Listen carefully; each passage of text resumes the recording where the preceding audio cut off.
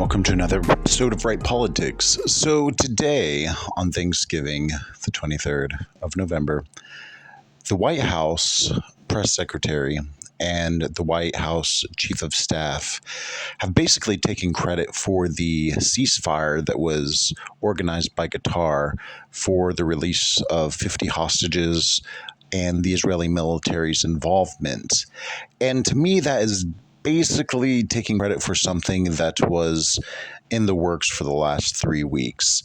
One thing I don't like about this administration is that they will take credit for other people's work on the highest level that I've ever seen, like in my entire life.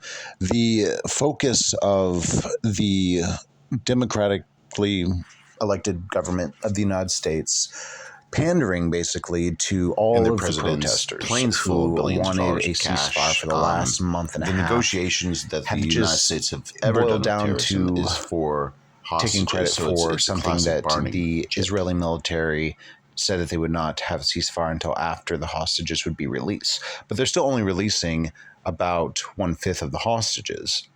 So, with that said, with the most anti-American sentiment that these people have and disrespect for our culture and our country, there was a pro-Palestinian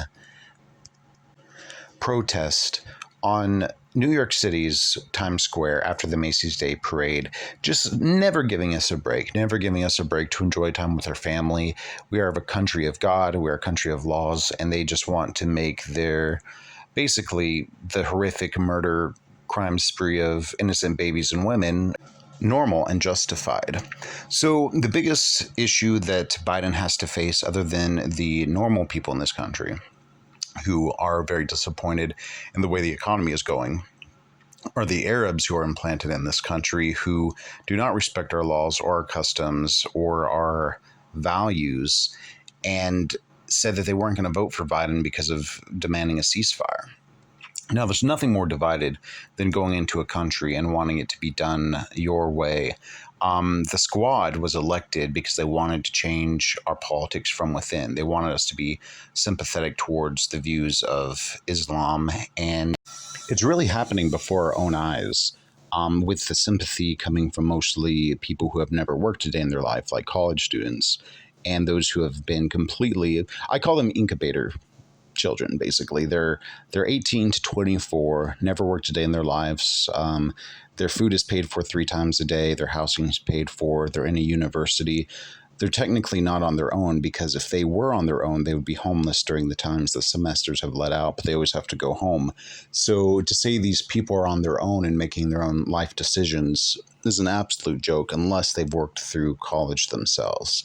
So they cannot put the perspective of having any value in hard work or discipline other than academics. So when you have that, you have someone who hasn't worked and then they are taught that America's evil. Of course, they're going to spend their holiday break going out and protesting what they believe is a minority people being oppressed, because they believe that America oppressed every country that it involved with, the starting of America, and they think that Israel's just a little America. So I really want to know what you guys think. Yes, do you think that this should have been kept for a different time?